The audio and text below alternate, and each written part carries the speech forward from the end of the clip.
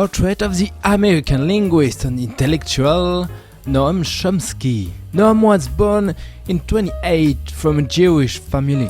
He grew up in Philadelphia, the city of the Liberty Bell and the Rocky Balboa. He is 10 years old in the 30s and sees the rise of fascism. He suffers from it and finds an escape by writing his first article about anti-Semitism. Books are his passion. He is a real bookworm and developed a growing interest in anarchism. Not for the raw punk anarchism, but the one with authority and hierarchy. The syndicalist anarchism. Breaking with capitalism and regrouping workers in unions.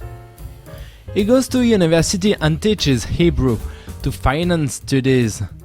It's hard and he thinks at the time to drop everything and leave for the kibbutz. But he meets the linguist Zellig Harris, who gives him courage and conviction to focus on linguistic theory. He also begins a romantic relationship with Carol, a childhood friend who will become his future wife. The prestigious Harvard University and wrote a new theory on grammar, the study of language, the transformational grammar, and will be published under the name of LSLT.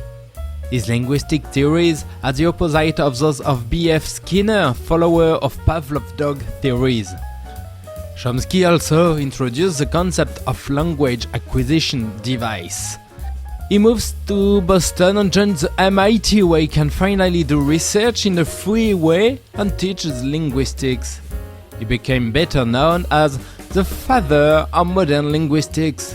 He is famous for his participation to the linguistic war, a great intellectual debate between him and his colleagues Paul Postal, H. Ross, George Lakoff and James Macaulay, nicknamed the Four Horsemen of the Apocalypse. Then he will take a stand against the Vietnam War. Richard Nixon sees this as an act of anti-Americanism and is on the radar screen of the CIA.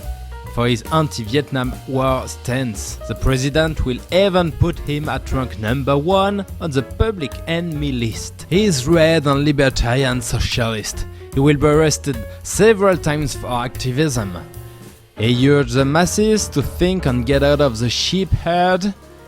He hates the mass media and the loads of lies.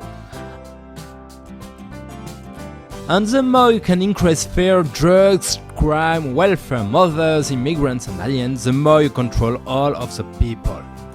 Armed with his pen, he writes on it fight against the powerful of this world,